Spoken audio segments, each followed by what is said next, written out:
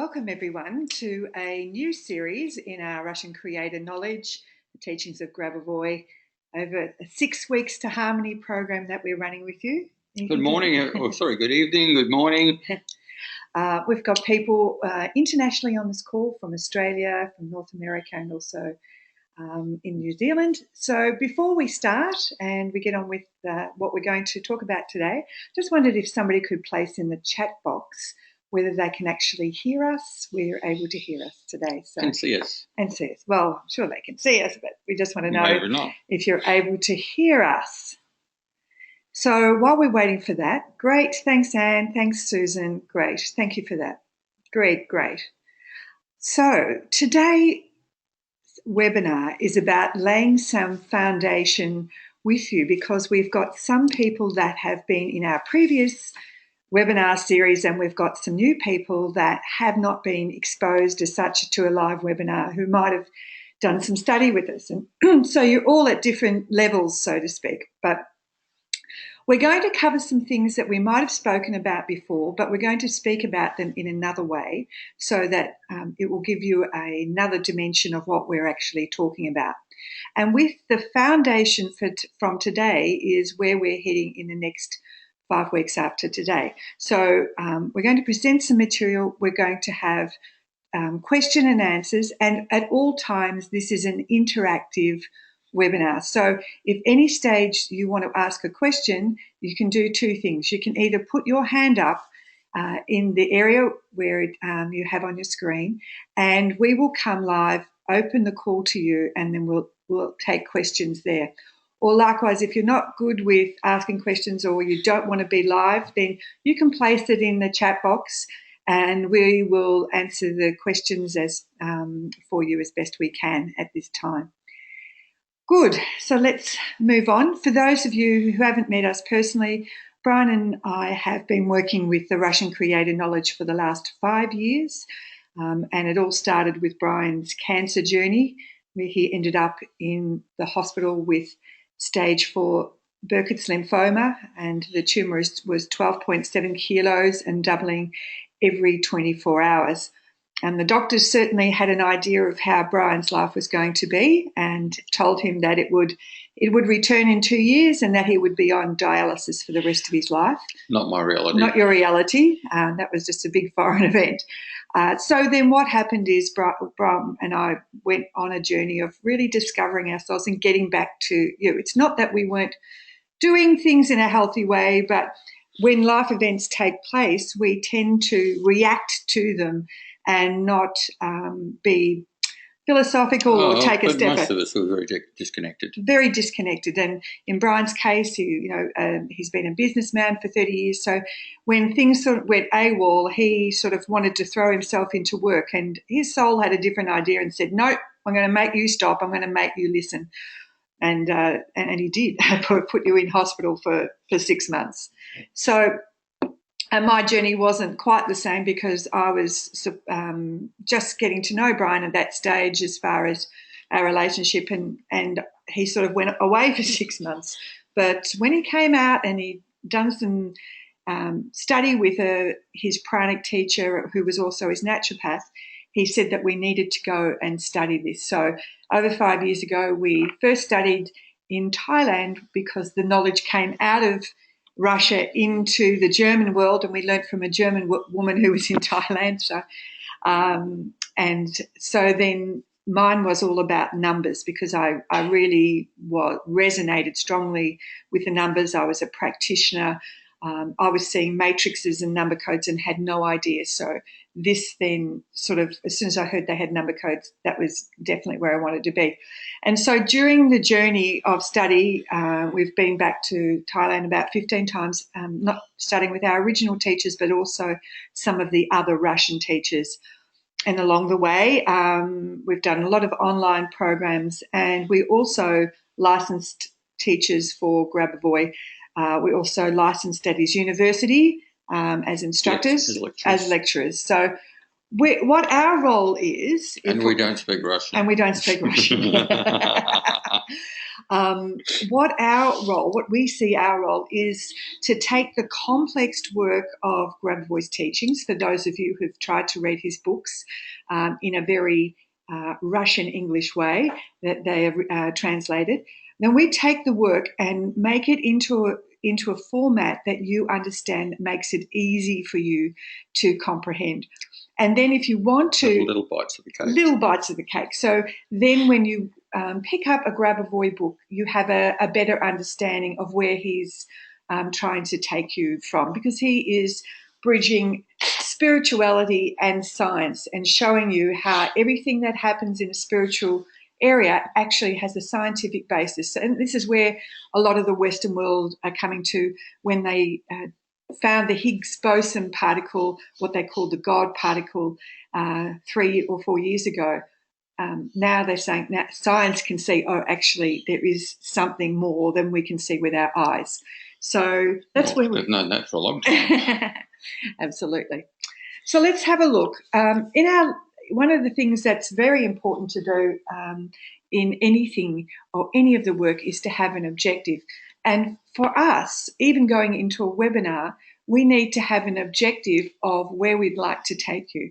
So during these 6 weeks, we want to help you build a stronger relationship with you, help you to notice changes in your consciousness, decrease the way you react to the outer world, learn to step out of duality, which we will talk a little bit about, and have fun playing with like-minded people, because it is about playing. You're playing with your consciousness, you're playing with the images that you see in your imagination, and they're the real reality. But we've been taught to only deal with the things that are in our external world as if that was our only reality, what we see with our physical eyes. Yeah, but what we see with our physical eyes is only 1/1000th of the measured reality that we live in. But we know that things like X-rays, microwave, radio waves, all those sort of things exist. So let's have fun playing. In our last webinar group, one of the last slides that we talked about was, who are you? And we talked about the fact that as a collective consciousness, humanity is starting to wake up to who they truly are. But also as a collective consciousness, there's still the part of our society that is what we would say asleep. And they're asleep because they've been driven to keep busy, and our life is about doing. And we're kept busy in the external world. We're like in a rat wheel, I guess, getting up, working, coming home, and the same thing again every day. And we're so busy dealing with things or disconnected by technology that we don't actually listen to the inner voice, which is our intuition. So we're going to just talk about a little bit about who you are, and I'm going to show a few slides, and then I'm also going to interact with you and also ask you what this means to you. So let's start with our first slide. Who are you? You are the result of all that you have thought. So your thoughts help to drive who you are in the external world. And it was interesting, last night we had our Europe webinar, and there was one of our students on there who's done quite a bit of work with us, was saying that when her mother died, she was actually quite angry because of how hard it had been looking after her. And in fact, a clairvoyant, she saw a clairvoyant in a social situation, and this woman pulled her aside and said, your mother's telling me that she has a message for you, that you've done a very good job, and she's sorry that it was such a hard time in her passing. And then Sarah said, well, in that moment, she was able to change her thinking around her mum. And all of a sudden she went from being angry around her and holding resentment to feeling so much love for her. So our thoughts can change. It's our perceptions can change within a moment. You are unlimited thought. So your thoughts go on. Now, there's 2 types of thoughts, or 3 types of thoughts, I guess, that hold significant power. There's our left brain, which we've been taught to think is the master and the be all and end all. And the left brain only works at 24 pictures per second, very, very slow processor, a bit like dial-up. And it's only there to help you solve issues. And in fact, the left brain likes issues. So if you ask a question to your left brain, it will give you another question. And most of us are used to running scenarios in our left brain when we're trying to deal things. Our right brain, which works at over 3,000 pictures per second, it is our creative part, it's our imagination, it's how we develop in the outside world when we're singing or we're painting or we're designing something in some way. And that can be even designing a program at work. So our heart brain, or as the heart maths people say in the US, the little brain or the heart brain communicates through neurites to our brain. So the heart brain has its own memory, and they know that because when they do heart transplants, they found that the reciprocants start to take on some of the traits of the donor. For those of you who are practitioners, as I was, I would actually feel what was happening for the client 3 seconds before it actually happens.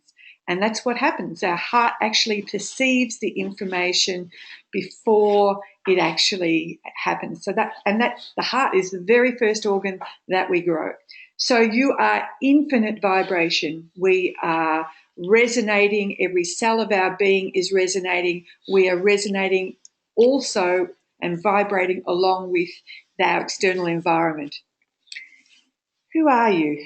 You are energy within a field revealing itself as a connected individualization of source or creation. So you are information that comes in as light, and this light produces energy. And within our energy field, we are interacting. When we take form in a human body, we are interacting in that field of creation of source energy. And therefore, when we are creating in that energy field, we're actually putting out via our thoughts, screens of information, exactly what we would like to happen in our life. And that is all the things you think positively and all the things that you think negatively. So you are the energy that moves and flows. You're not static. Your energy field is moving and flowing. We know from, say, an aura photo, you can see that from one moment to the next, your aura is changing because energy is changing. We interact with the energy fields that are in the external world.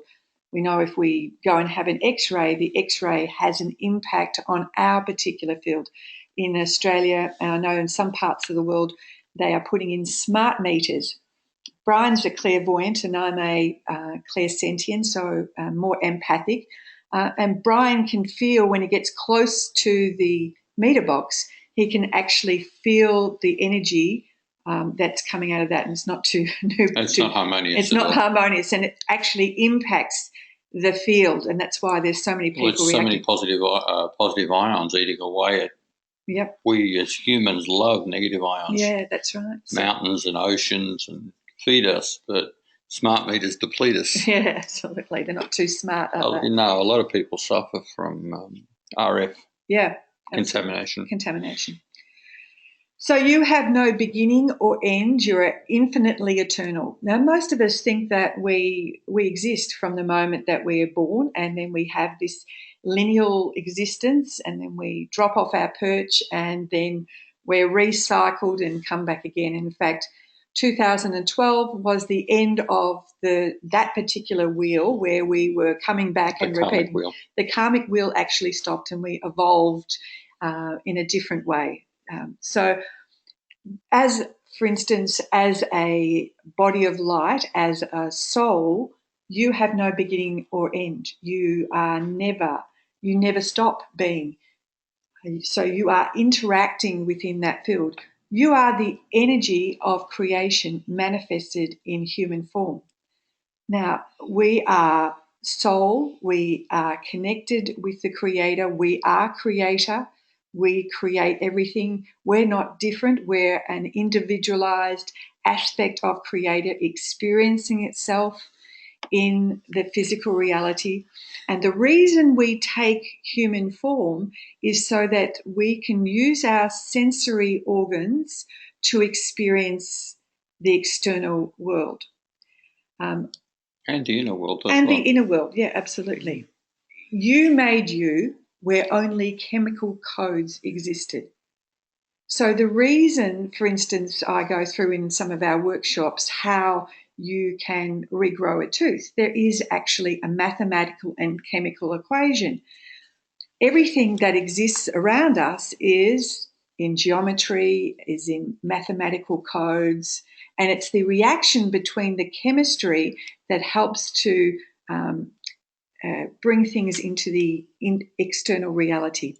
So when we go through controls, we do a control or a process or a technique, as you might call it, and it's done in the spiritual realm, and then we bring it through interaction with the chemistry and the codes into the physical reality.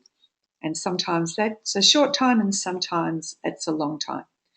Most of us see ourselves in the collective consciousness. Most people see themselves only as a human form, and they react to what the human body is doing as in a form of symptoms. I have a pain in my head. I now go and get a headache tablet instead of knowing that a pain in the head or a headache can be a signal from the body that there's something missing, for instance, like water, or it can be a signal that you are picking up some negative information or somebody else's information in the external world.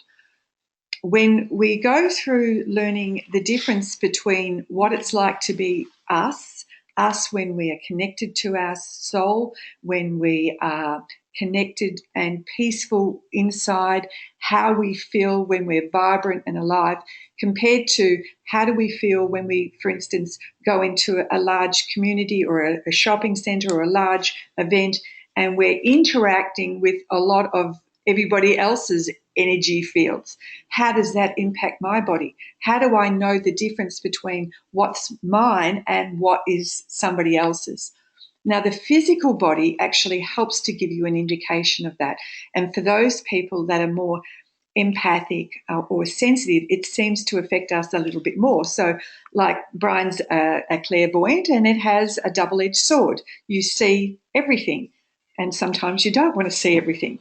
And certainly don't want to hear everybody. You don't want to hear everybody's noise. You go into a cafe and the thinking, if you open yourself up so much, the amount of noise, background noise of people's thoughts is agonizing to listen to as they criticize themselves. Yeah, absolutely. And their family and the people they love. It's crazy. And this is the same as Grigori Grabovoi. He's a gifted clairvoyant.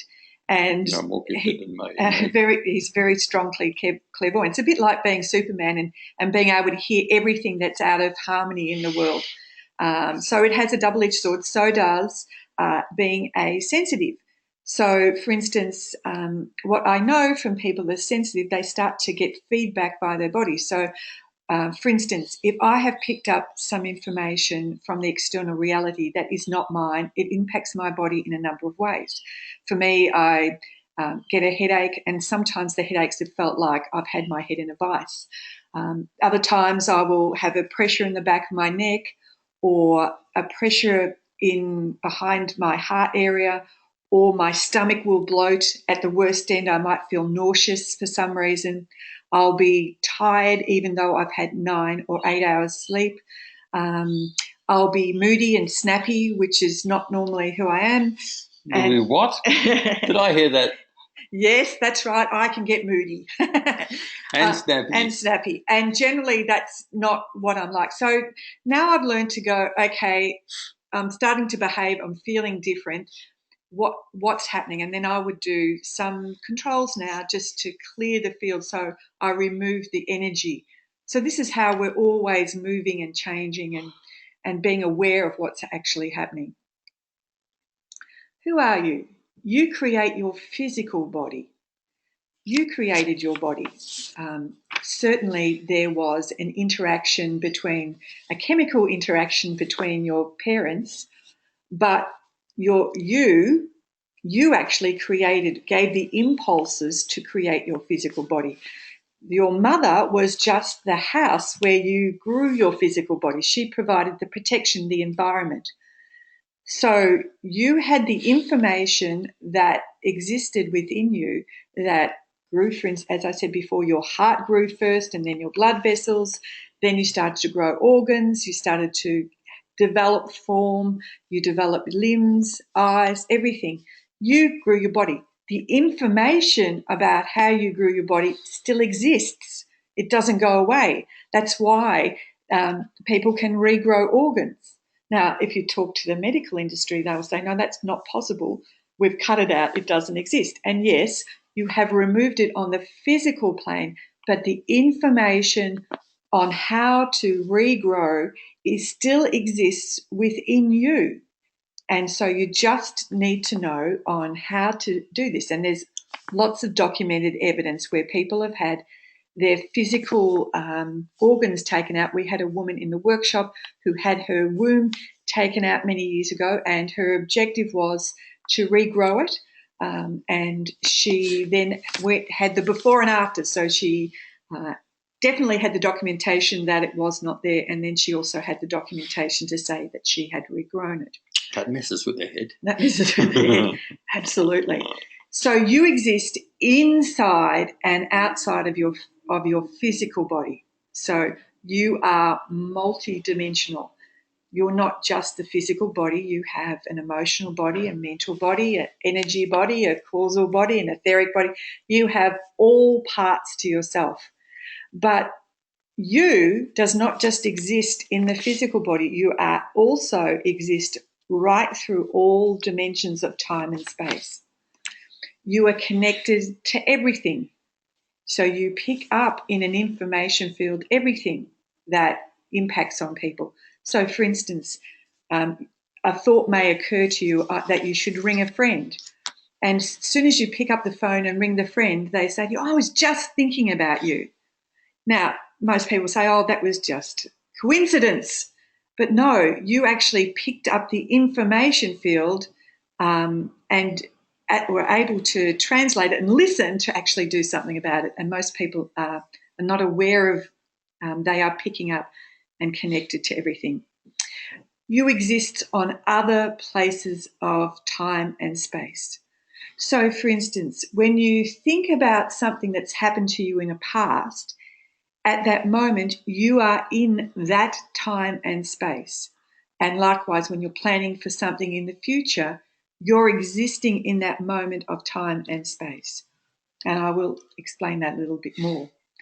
So, if I was to ask you who you are, who are you? And I'm just going to ask that now to a few of you. Let's have a look. Oh, here you are putting people on the spot. I am putting people on the spot. Great. So let's have a look and see. So I'm going to ask Ella. Ella was in our workshop in Melbourne recently, and I'm not too sure if you can talk. Morning, Ella. How are you?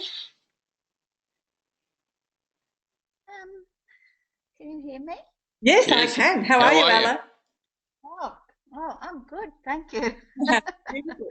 Beautiful. So I've been going through different aspects of who you are. So who do you think you are in reference to what I've been speaking about? Well, everything. You're everything. Yes, you're everything. Absolutely. But if I had to specifically put a name to who you are, who do you think you are? Who am I referring to here? If you exist inside and outside. Ella? Yeah. Yeah. You're Ella. That is your persona. That's the person that you have defined in a physical body. Yes, you are Ella, but who else are you? Well, I'm all the people that I've ever been, I guess, and I'm chemicals. I'm energy. Yes, good. I'm a presence. I'm connected to all things. I'm everywhere. Okay. I'm amazed. Okay. You're amazing. Good. I'm just going to place you back. I'm going to place you back on hold. Thanks for that, Ella. Anne, I'm not too sure if Anne can speak. Anne, are you able to speak? Hi, Anne. Hello. How are Good you? morning. Good morning. Good morning. So, who are you? Um, Who are you? Who am I What am I referring to? The part of you. the head says I'm a spiritual being having a physical experience. I'm a multi-dimensional being existing on the physical plane. My physical body says I don't want to know about that. And I'm all the things that I've experienced. Absolutely. That's right. You are part of that. So, thank you, Anne. I'm just going to place you back on hold. So I'm going to ask again, who are you? Because I haven't quite heard the word yet. Greg, who are you? You able to talk? How are you, Greg? Hello, this is Greg. How are you doing? Very good. Good. How How are are you? you? Good. So, And let's see, from what I heard, I think the best thing that suits me is I'm a individuation of source energy that is living and existing within a field of energy, which I guess then goes on with what some of the other people said. I'm basically um, Marion and Brian and Ella and Ann. We're all the same energy, just different individuations. beautiful. Yes. Nicely framed. Nicely framed. Good. Thanks, Greg. I'm just going to place you back on hold. And Harold, let's have a chat with you. Morning, Harold. Morning. Good morning.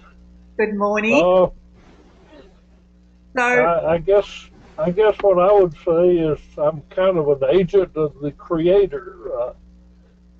yep, you are the creator. Absolutely. Good. Thank you. I'm just going to place you back on hold. And Myra, I'm not too sure if you can talk today. Yes, I can talk. Can you hear me? Yeah, can. So, Hello? Hi. hi. Who are you that I'm referring to here? Okay, it depends on who you are directing the question at. If Oh, you're asking Myra, then I can say I am the physical expression in this time and space Yes. where I'm gathering information. I'm an information gatherer, pretty much.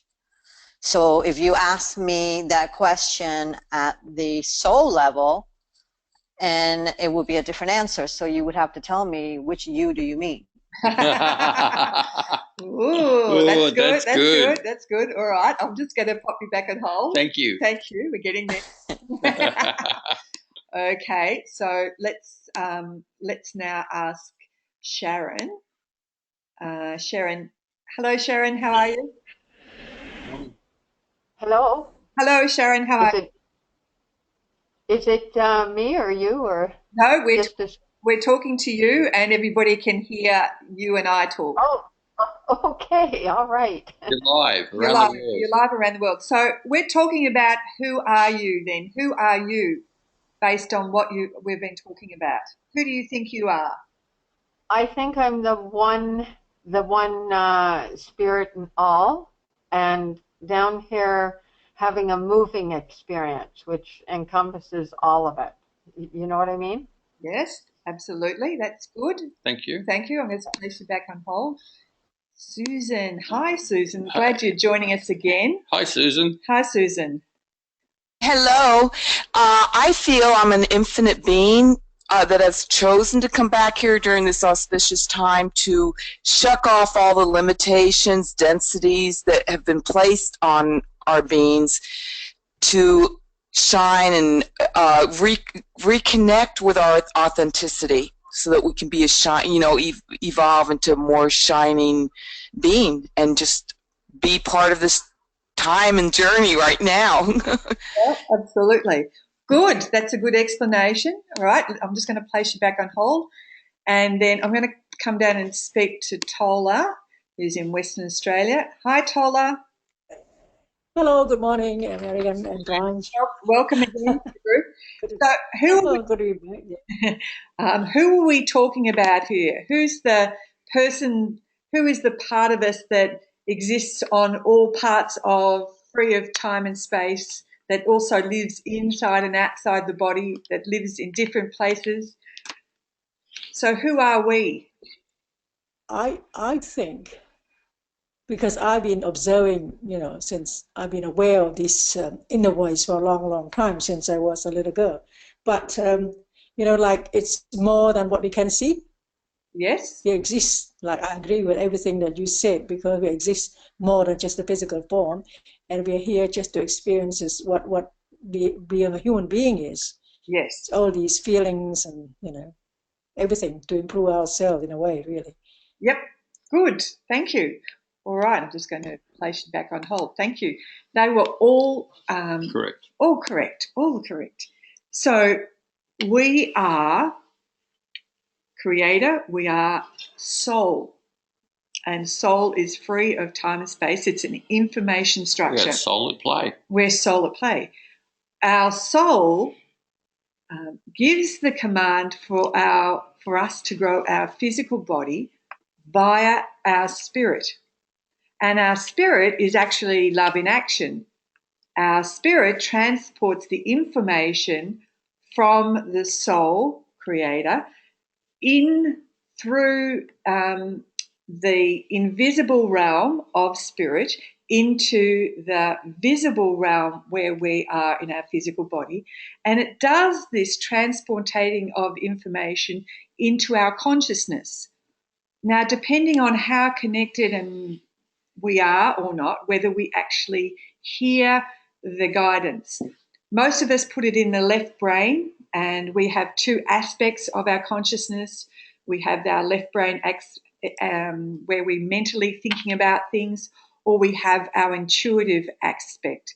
And so this is where the distortions exist in consciousness, and it all depends on certainly how you're listening. We also have filters in our consciousness as well that the Creator has placed there, and our soul is also aware of this, because if our thoughts create everything, you wouldn't want some of your thoughts to be created instantly. So the filters are there to stop you manifesting your thoughts instantaneously. And until you're more developed, then the filters seem to evolve a little bit and things are getting quicker. But that's happening anyway for humanity. Manifesting is happening a lot faster as we are, well, we say expanding, but you're actually evolving. You're actually pulsating in line with the whole universe. The universe is growing. It's not shrinking. So you are soul that has decided to experience certain things in the physical reality for your awareness, for the experience for you to evolve. And so you have chosen everything that's going to happen in the physical body and in your life. You chose your parents 3 years or so before you actually came into this physical reality. You chose all of your experiences because there were certain things that you need to know. And in your soul, at the south pole of your soul, is where you house all the information, like a huge library, like Google. And all that information sits there as like files where you've had all your experiences from the past, all the knowledge of the universe, the same knowledge as creator, because you are also creator, experiencing itself as a soul in a physical body. So you are soul. Now, I know a lot of us have a conceptual, and somebody was honest to say, my brain has an understanding of this. But do we actually know ourselves as soul? And that's very, very different. So in the 6 weeks as we go together, working together, we are helping you to then develop a little bit of a better connection with you and your soul, so that you start to work more from soul instead of working from your head. Now, soul is not a spiritual experience where the angels start blowing their trumpets and you hear music and all of a sudden your soul's saying, now you can communicate with me, because your soul is always there. It's always there within your body and also external to you. So it exists without a space of time. Sometimes it goes to sleep, though. Yeah, sometimes. If there's a lot of if there's some boring stuff going on, it's out of here. Yeah, when you're in your left brain, your soul's having a sleep thinking, oh, when is she going to wake up? Oh, when is she ever going to get I'm bored. I wish she'd ask me when I have something to say. When is she going to actually listen to me? I've been sending her messages. Amara is saying, is the soul the same as what we call in the US the higher self? It can be branded that. Yes, it can be that. Yeah, absolutely. So, and a lot of people, even in Australia and other places, also call it the higher self. So your soul has access to all the information, and most of us, through the systems, have been taught that the left brain is the part, as I said before, that you need to develop. And what that does is that only limits you to so much of the information. Well, it's a processor that usually has a nervous breakdown. Yeah, it has a nervous breakdown if it's overstimulated. But when you ask your soul, you get guidance via your intuition. So the connection between your soul and your physical body is through the heart. So the heart feels before it actually happens. And your intuition is the language of your soul. It's just that we need to be able to distinguish who's actually talking when we hear the messages. The speed of your soul is extremely fast.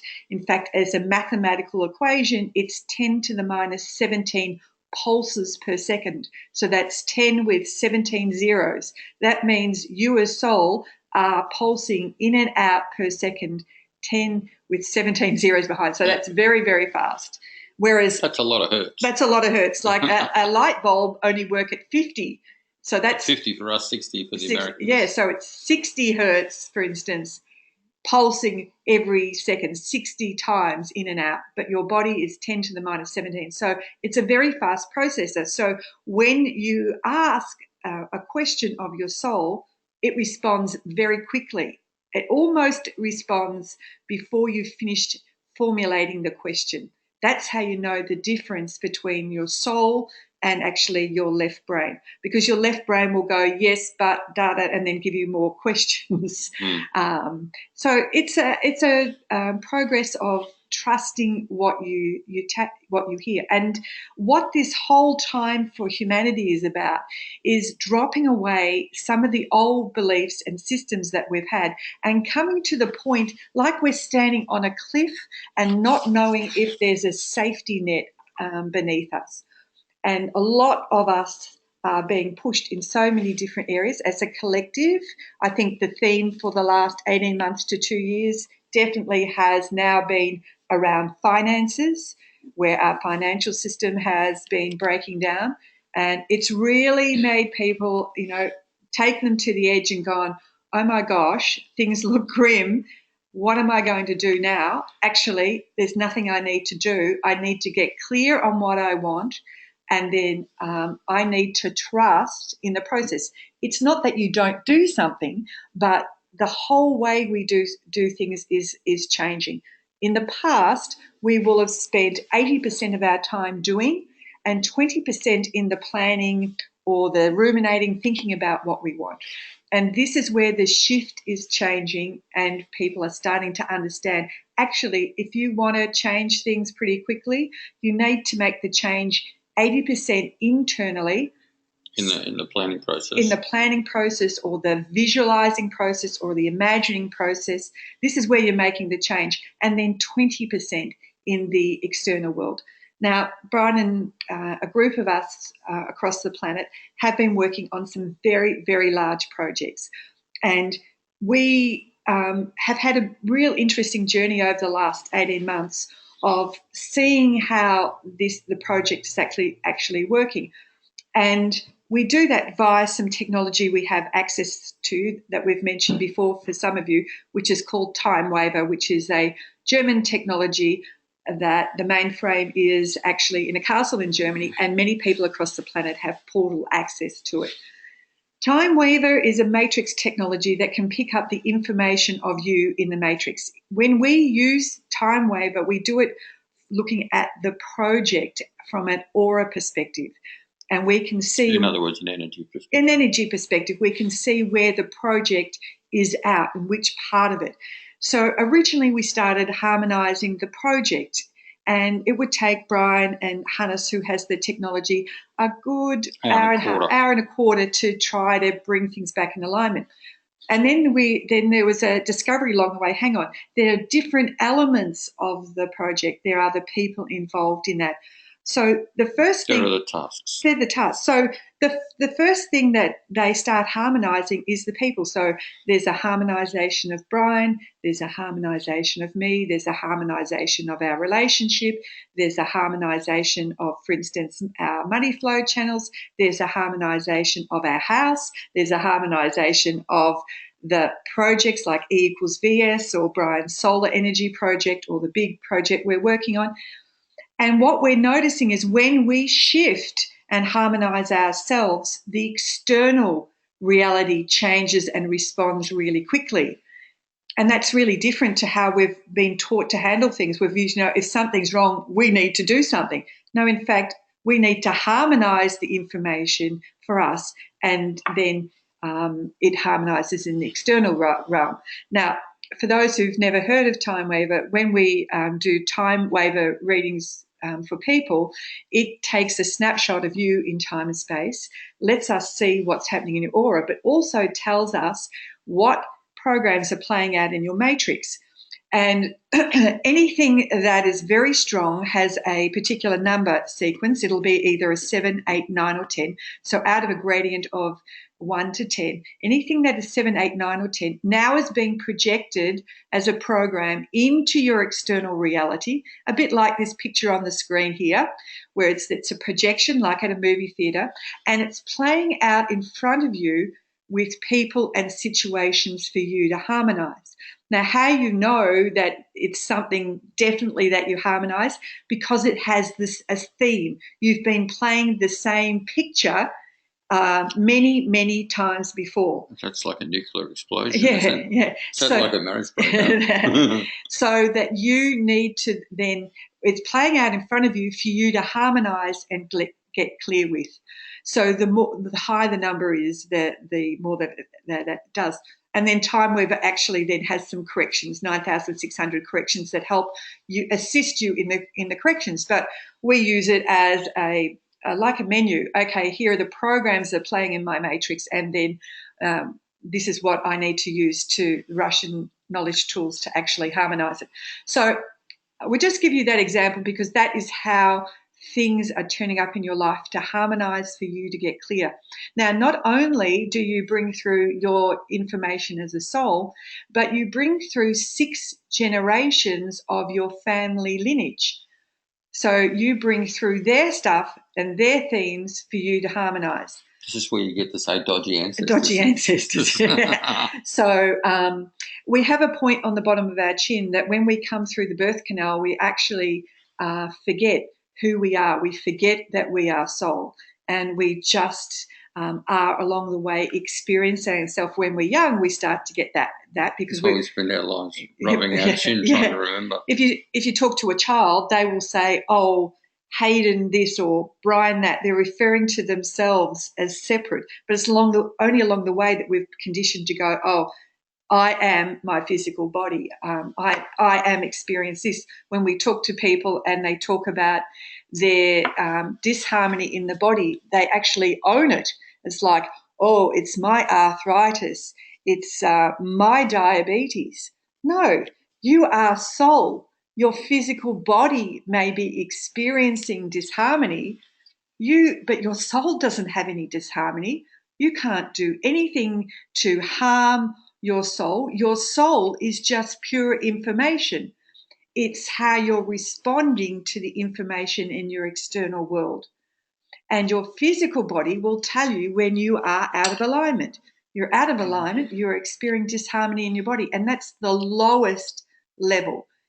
So, for instance, everything is information, as I said before, that comes through as light, that forms energy, that comes into our consciousness that you then process or perceive either in a mental, an emotional, a chemical, or then in your physical body. And once it gets into your physical body, that's the lowest area to deal with. It's like a very lower resonance.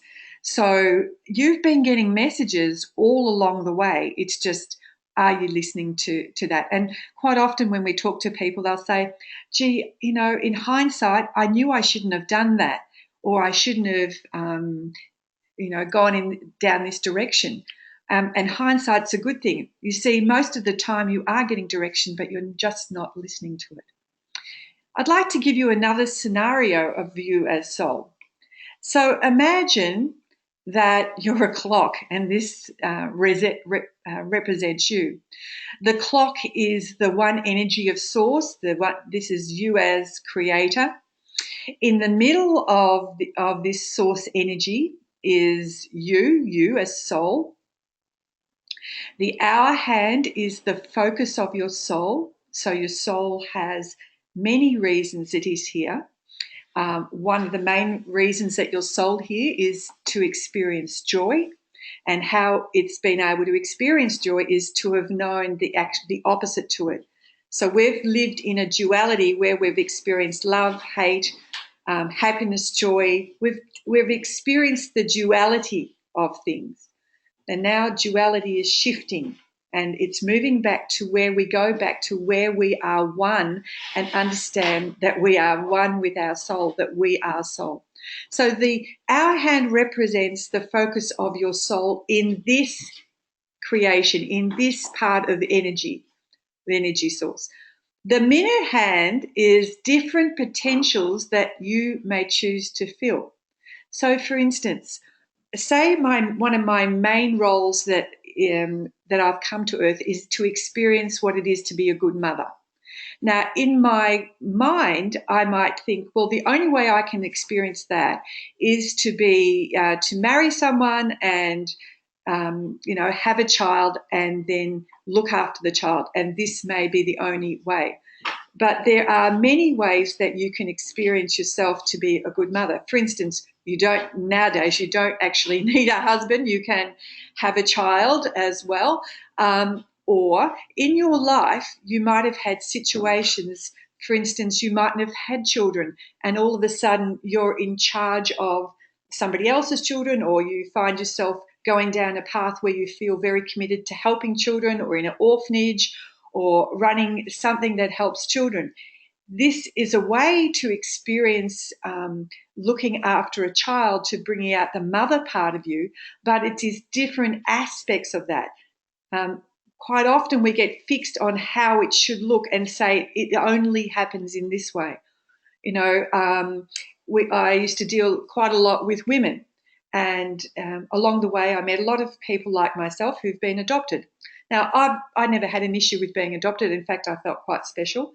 But I've met people that have said, oh, I never had a mother in my life, and therefore I'm missing all these things in my life because I didn't have a mother. And what I know to be true is that the Creator never gives you, and your soul never doesn't give you what you actually want. So when you question somebody and say, well, what is it that you wanted from your mum? I wanted to feel, accepted. And then I'd say, well, how would that make you feel? Oh, I'd feel loved. And then I would say, so who in your life acted like a mother for you? And most people would say, oh, nobody. And then we start digging, and you'd find out it'd either be a grandmother or the woman down the road or an auntie, and sometimes pets. But it might be a grandmother, for instance, and the grandmother. And I would then say, so what was your grandmother like? Oh, she was great. She really showed me all these different things. She was a big part of my life. And then I say, well, why couldn't your mum give you this? Oh, because she had her own journey. So then I say to them, okay, you've had your one part of you looking at this is all it is, but yet you've been getting what you want, but you haven't been focused on it. And see that everything was provided for you.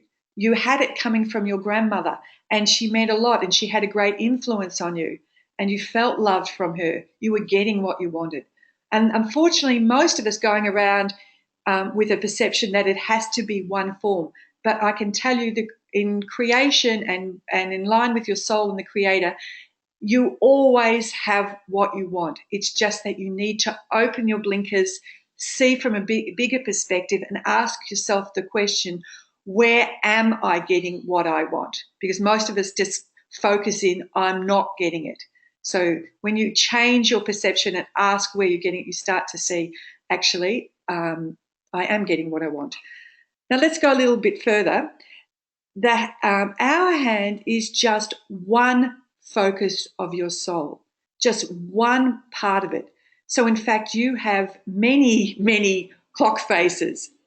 The numbers are the destination in a time-space continuum. So the numbers are just different areas of that particular focus that you're experiencing.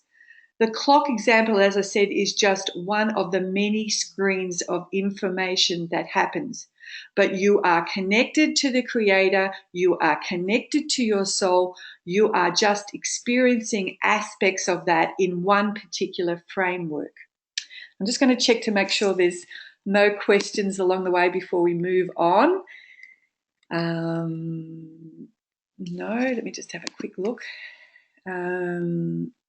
So, Tola, the speed of your soul is 10 to the minus 17. So 10 to the minus 17 pulses per second.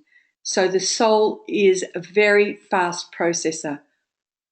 And Mara just asked, so how much junk do we bring from 6 generations? Well, we bring anything that isn't resolved. That tends to be a family pattern. For instance, it could be our attitude to money, or it could be where we've had, like in Time Waver, and I know you've had a Time Waver program, it will come up ancestral claim, and it could be mother on the father's side, abandonment issues.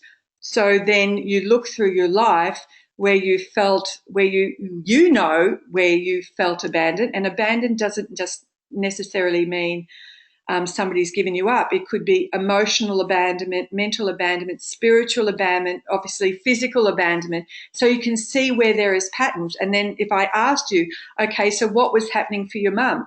Oh, actually, Dad was away a lot. And I said, so, and I would say, well, so did she feel like there was, so you can trace it back and you bring it through until you get clear that you haven't abandoned you. And you will do that by having situations happen in the external world where you are being abandoned until you realize the only person that abandons you is you. When you abandon you, when you don't take care of you, when you don't, when you sacrifice yourself for other people, you are abandoning you. So what happens is it keeps playing out until you get, actually, I need to put boundaries for myself. I need to not sacrifice myself. I need to feel that I'm not abandoned, that God hasn't put me on this earth and left me, that my soul is disconnected. You realize that you are connected to your soul, and you are soul, and your soul never leaves you. It's always there. So Mara says, life is already scripted, and the only free will choices we have is now. We choose in the moment as they are present. No free will, really. We do have free will because, for instance, when you have a health impairment, you have indications from your soul along the way that starts to give you an idea that you need to look after yourself. Let me just use Brian as an example. So imagine in a lineal piece of time, Brian's turned up as a soul, and as a framework of information, there have been a series of events that led to Brian's body having cancer, for instance.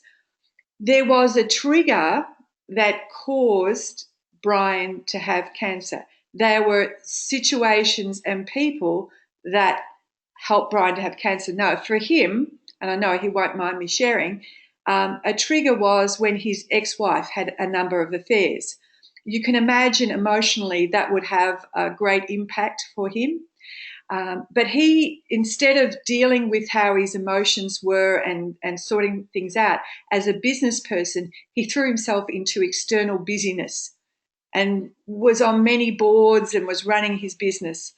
So kept himself really busy. And along the way, he kept getting reminded, but just didn't listen until Soul said, no, you need to listen. You need to get this. You need to stop giving to other people and start giving it to yourself and start accepting and loving yourself. So it put him in hospital for 6 months. And in hospital, he could only get the things that he was not good at doing. So, for instance, Brian is a big giver, but hasn't been really good at receiving. And what happens when you have cancer? You're in a hospital, you can't go anywhere. All you're doing is receiving. One of the things with cancer also is most people don't realise how loved they are. So during the cancer experience, especially for Brian, he had many, many people coming to visit him to express how much love he has. He got to see how much love there was in the family, and the family as a whole came together and bonded, and he got to see the love of his family. So he really got the message that his soul was communicating. He had a choice originally. He could either travel and be busy and end up with cancer, or from a soul perspective, he could now then not actually deal with his stuff and start to take that. So you always have a choice. You do have free will, because that is one of the laws that we follow. The first law in Russian knowledge is eternal life. We are eternal. And we don't need to drop our physical body. That's the whole story of the external world, and that's probably another subject that I can talk about. So we don't have to die in our physical body. The secondly is that there is free will. So we have a choice at any moment to make a decision. We either follow the path of our soul, or we get involved in duality and don't listen to the guidance. Let's have a look then at this another way. Everything is screens of information, and you can see maybe in this picture here, you'll see the image of a clock. And the clock represents different frames of information. So each frame is a scenario. So in one situation where Brian, for instance, had cancer, or when he turned up as a baby, for you, it might be the different frames of time and space of your life and how you experience things. Now, we're seeing it in a lineal way in this picture, but our framework of information is not lineal. It's just that we've made it from believing time has a lineal perspective. It isn't. It's actually more spherical. So each framework is just an experience. I like the old days when you used to go into the library and you'd pull open a card file and you'd flick through the cards looking for a book. And you'd pull the card up and you'd read the information. You're certainly showing your age. I am showing my age. and we do that with technology now. So everything that happens to us has a segment in time and space. Now, let's look at a broader picture on the information level. On the information level, we're all connected. If our experience is just a point in time and space, we're also connected in that segment of time and space. So, for instance, we're in Australia running a webinar. You're in Tola's case, she's very early in Western Australia, listening and perceiving. You're in the States, you're listening and perceiving. We're all connected in that segment of time and space at any time. And this is how at any moment you can access the information. For instance, most people think that you need to be in a room to, for instance, heal somebody else. You need to have that person next to you, when in fact you can be anywhere and heal somebody. In, for instance, Time Waver's case, as an example, when the time waver program is sending corrections, it's pulsing resonance into the information field that finds just you and then helps with the corrections that it has decided on. Now, let's look at it another way. If I'm wanting to contact you, I pick up the phone and I put in a number sequence that finds you in the information field. We're very used to dealing with things in the information level. We don't question how my phone can connect to your phone and how then we can communicate. We just accept that it happens in the external reality. So you control time and space. Your control is the ability to understand in time at what point to begin the control, and we'll understand this as we go along. You are in control and you change the information. It's not someone outside of you. And you control your thoughts and your images in your consciousness. So your thoughts and images are what is projected into the information field that is playing out around you. And you have at any moment, as I said, like with Sarah with her mum, changing her perception her anger to, love. It was just one moment of perception. Let's have a look at it another way. Aim, focus, and access. Most of us have access to technology, whether it's an iPhone or an Android or an iPad.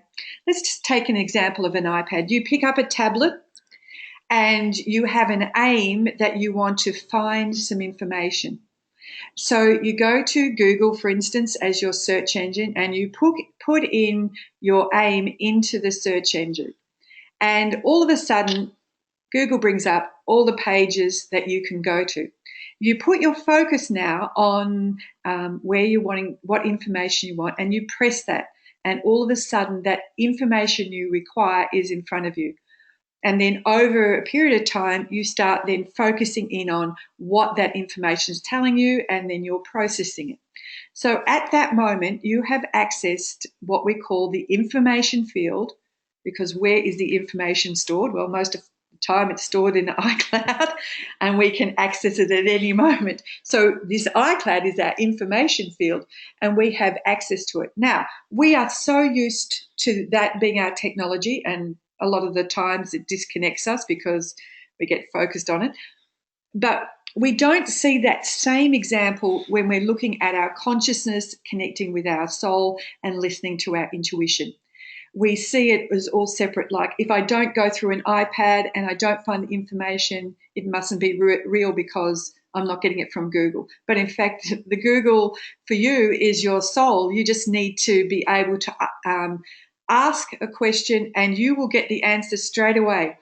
But it is how you ask the question and how clear you get. So initially, when we start to communicate with our soul, it's in very easy yes or no questions until we practice, like going to the gym, till we practice using that muscle and understanding the difference between soul and then your left brain. So that's an important thing to remember, is that we always are connected to the information and we can access it just like as if we had a virtual tablet in front of us. Now, most of the time when we go through using a control, we call them controls, they're processes or techniques or technologies. We work on a hologram of ourselves. So this is a duplicate of ourselves that is in front of us in what we call our area of perception. In front of us is where we actually create, and we create within a 5-meter radius around us. This is our whole reality. And at the moment, I'm sitting in Brian's 5 meters of reality. Sitting on 1 meter. Yes, I could be picking up some information from you. You usually do. Yeah. So we're in that 5-meter radius and we're picking up information. So any moment of time we are in that area of perception, picking up that information. When we work in a hologram, for instance, and we're doing a control, we would use, for instance, one of the most common controls that you might have heard us use is a geometric structure called a cube, cone cube. It's a small cube that over the top of it has a cone, that over the top of that has a cube. So there's a large cube that has a cone inside it, and inside the cone is another small cube. So it is a piece of structure of geometry. And in this case, we often place it, as an example, over a glass of water. Now, until we give that cube, cone, cube structure an objective or an aim, it's just a tool. Like a hammer is a tool until you have the aim to pick up the nail and start hammering into some wood. So, for instance, we place the cube, cone, cube over the glass of water, and we give it an aim or an objective. And in this case, we might say, transformation of this water into living, energized, revitalized, and detoxifying water, and bringing it to the creator's norm, meaning restore it to how the creator would have it without any chemicals or any foreign bodies in it. Pure water. Pure water. And then we would put our focus on the glass of water for a short amount of time, and at the same time almost split our consciousness by repeating our aim, transformation of this water into living, revitalized, energized, detoxifying water to the creator's norm. So while you're putting your focus on it, your concentration, not meditation, because meditation takes you somewhere else, concentration puts your focus in a point of time and space on an aim or an objective where you're going to change. Now, what we do in this example, we put a very small amount of focus or concentration on our objective and on this geometric structure, our tool, our method. And then I get people usually to taste one glass of water compared to another glass of water. And you will see that there is a change. Now, our body is also made of water, so that also affects us. Now, when we're working, what we've just done is work on a glass of water that is outside of us. And this is the same way that we work on a duplicate, a hologram of ourselves. Within the hologram, if we were to break it into tiny pieces, still has the information all about you in every single piece within that hologram. So when we put, for instance, we would use the cube, cone, cube as an example, and say we were working at restoring our liver function. And we imagine placing the cube, cone, cube into the area of our liver, and we would give it an aim or an objective, restoration of the function of my liver to the creator's norm. So it's a very clear directive on what I'm wanting to happen. I'm giving instructions in my area of perception, I'm giving instructions to the information field. This is my focus, this is my concentration. And then I would imagine I've placed the cube, cone, cube into that area, and then I would hold my focus and notice what I was sensing. Now, the sensing can be on your physical body. You might feel a tingling, or you might feel a warmth, or you mightn't feel anything at all. You might be very good at visualizing and noticing, for instance, that the structure starts spinning, or you might notice the change in the liver. But maybe you're not a visual, you're not able to see, then perhaps you're a bit like me. When we do a control for people that are sensitives or empathics, I tend to ask them to keep their eyes open and defocus on a blank wall, like when you're daydreaming. You're physically there, but your mind is somewhere else. So when you actually start defocusing but imagining what's happening in the area of your liver with the structure, you actually see pictures or images, you actually sense. And Grabovoi and the Russian teachers say this is the way that we do controls. You don't have to close your eyes, because if you told me to close my eyes, I would only see black and I'd be frustrated that I can't see what you're telling me to see, and then I start to question. So there are two ways that you can actually go through the process. If you're very good at visualizing, you might want to close your eyes. But if you're a sensitive, then I'm going to suggest that when you go through your practice, that you actually keep your eyes open and then notice what is changing in your consciousness. Every time you feel something experienced on either your physical body or a warmth, or you're noticing something, you feel light or whatever, all of that is telling you that you're changing the information. Now, let me show you how that works then from a very basic understanding of how you control reality. This is called the 4 principles of controlling reality. Some of you have seen it before, but I will just go over again, because when you understand this, you understand how you are changing things. So everything has a geometric form. When you have a health impairment, for instance, it does not necessarily mean that it's a beautiful spherical form. It generally has the information about negative information. If you look at a virus has a form, a geometric form. So if you have a relationship that's not in harmony, it has a geometric form. So everything exists as negative information, and it generally has some type of form. For instance, say we're working on the liver and we're wanting to restore the function of the liver to the Creator's norm. So first of all, we see the negative information about the liver, or if you can't see it, you sense what it might be. And then we label the geometric form with what our aim or objective is. So our aim or our objective is restoration of this liver to the Creator's norm, restoration of my liver to the Creator's norm. Then we notice the colour that geometric form is, or get a sense of what it is. So sometimes for you, you'll just hear a word or just sense, oh, I sense that it is yellow. This is where you need to play. Okay, that's what it is. It's actually yellow. Then you change the colour. So maybe you change the colour from yellow to green. You can either do this consciously from a cognitive point of view as you're starting to learn the technologies, or you might just sense or see the colour, and then you go with whatever colour you see. At this stage, you have also changed the information, because you firstly have labelled it, so you've started to change the information.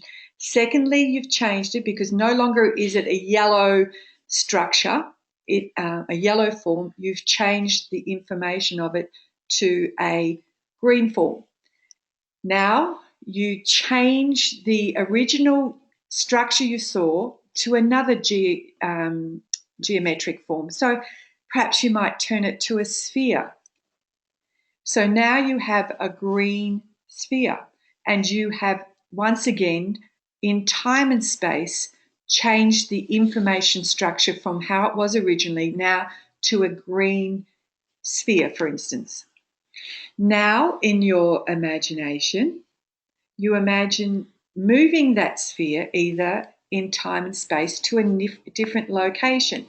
So you move it either to the left or to the right, just by a small amount, or up or down.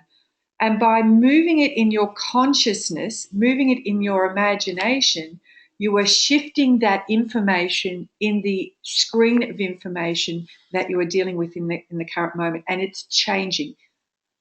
And then sometimes when we have a health impairment, we also then deform the information by shrinking it to a small dot. So you're deforming the information.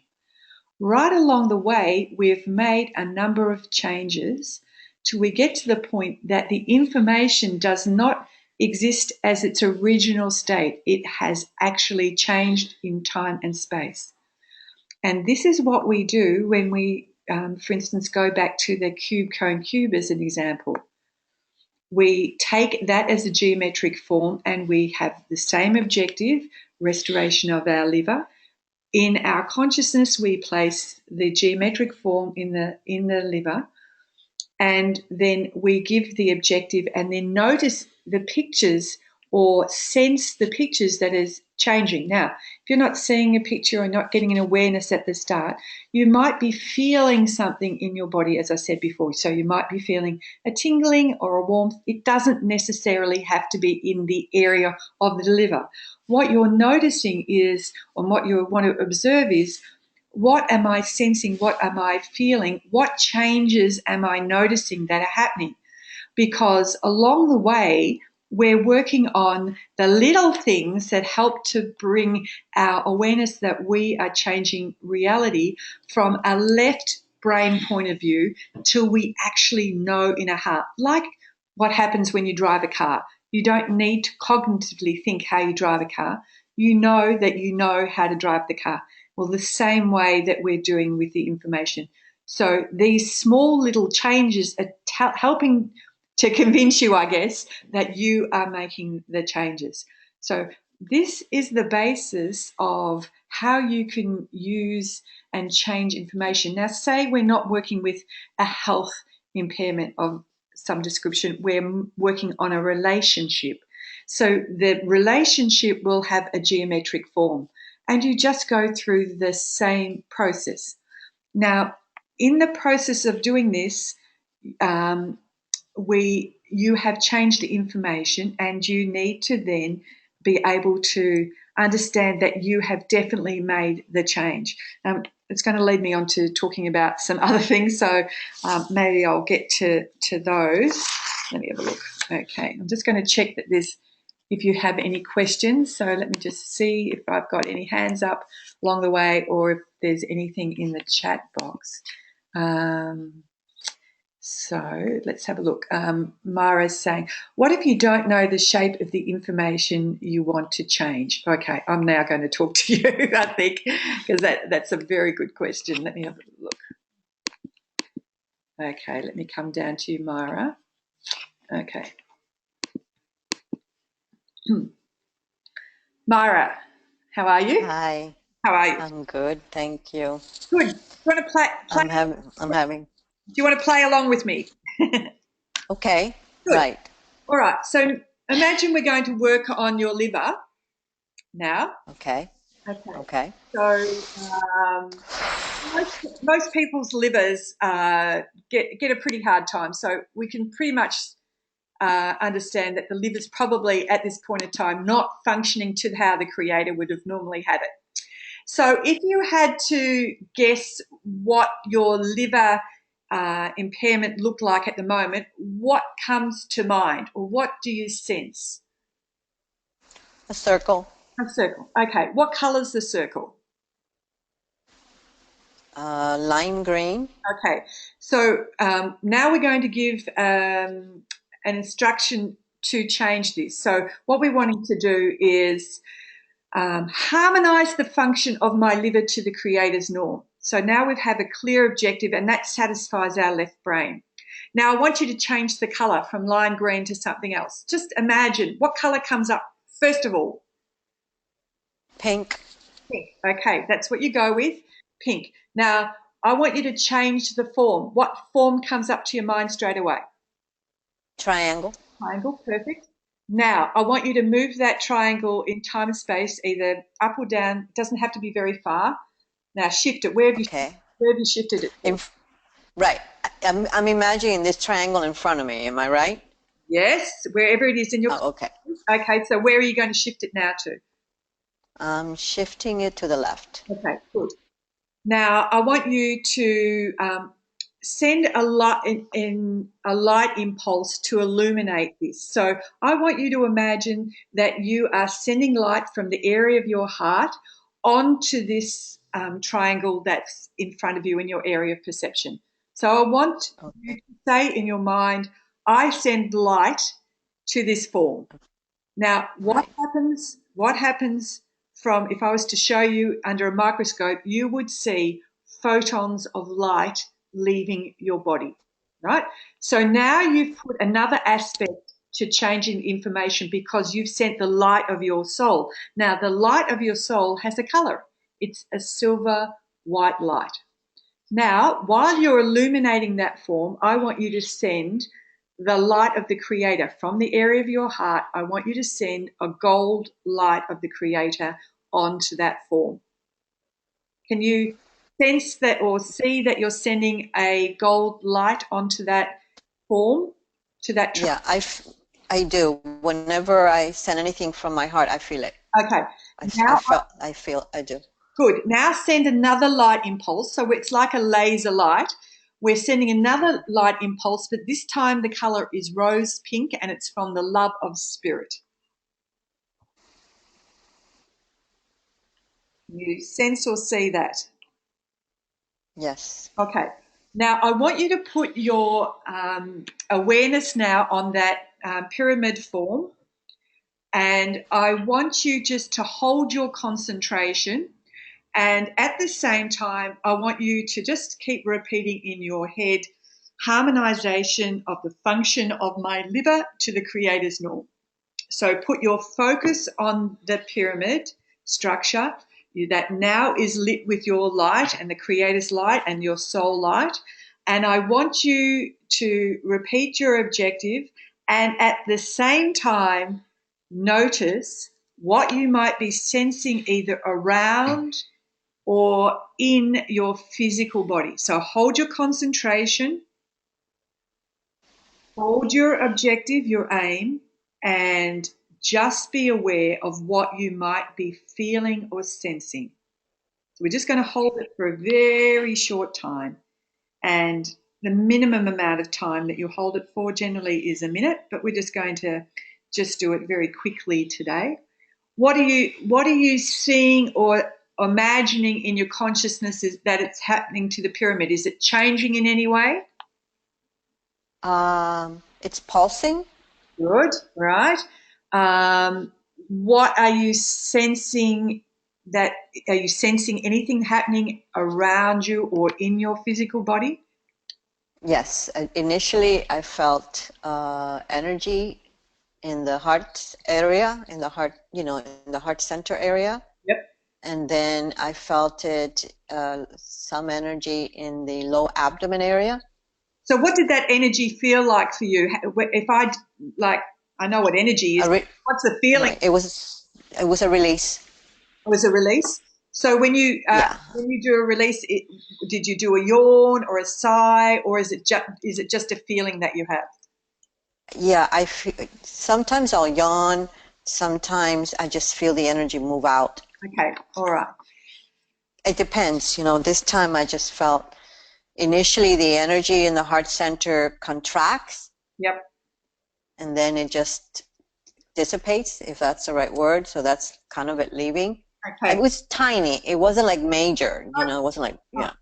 So, but every time you see, so go on, continue. What were you going to say? Yeah. So obviously, my liver, I'm not having liver failure. So it maybe the degree of how I felt it, it's not, because I don't have a liver issue in that sense, but, obviously all of our livers could use a little love. Absolutely. Absolutely. So maybe the degree of what I felt was maybe equivalent to the degree of, the liver function itself. So you don't have to experience, like if you've got a liver impairment, so you've got a failing liver, it doesn't necessarily mean that you're going to have a massive shift.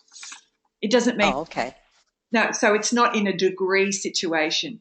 What you're looking for is the feedback that information is changing. And the feedback is you see the color changing, you see the form changing, and oh, by the way, I'm actually experiencing a shift in my body. All of that is saying that you have made the change. Now, the only difference between my glass of water scenario and this control is if I asked you to taste the glass of water that you've worked on, you would actually taste a change. It would feel smoother, softer, because obviously water carries information. And the same way that what we've done with the cone cube is also making change in your physical body. It's just the difference is you can't taste it. And this is where our left brain drops in and go, oh, well, I didn't really feel much, so I mustn't have done something. But the truth of the reality is you have, because you've seen the color and the shape, and you've actually saw it dynamically spinning, and you also felt in your body. And this tells you that the harmonization of the liver has happened. Yeah, it actually feels lighter now that I tune into the liver. Yep. Okay. So that's how you play with the tools, you just allow them to happen. And when I asked you to give me the color change or the shape change, your response was quick. That tells me you are definitely getting the information from soul, and that's how you need to do it. But if you get in your left brain and question, oh, I'm not too sure if it's a pink, maybe it's actually it's sort of a reddy pink. Definitely, you're in the brain. Yeah. Okay. So good. Yeah, I get it. But I didn't have a holographic image of me in front of me. Does it matter? Do I have to have that holographic image? No. It's optional. First, when I learned this work, they just said do it on your body. So I did it on my physical body. And then along the way with studying with the Russians, they actually said, no, you can do it on a hologram of yourself. And for me, it's more effective when I'm working on a hologram. It's almost like I'm the practitioner and now I'm working on another client, and the client is my hologram. So, and this is where it actually is happening, because it's in your area of perception in front of you, in your 5 meters, that you are actually making the changes. This is how we're connected in the information field. You don't need to be doing it in your body. You're making the changes external to you because you are an information field, and it is actually having an effect in your internal body. Yeah. I'm going to try it the next time I do one. I'm going to try it with my holographic image. But just the fact that that was my intention, I felt to me it was enough. Okay, that's good. That's fine. Yes, that's fine too? Yep, absolutely. Okay. So thanks, Myra, for playing with me.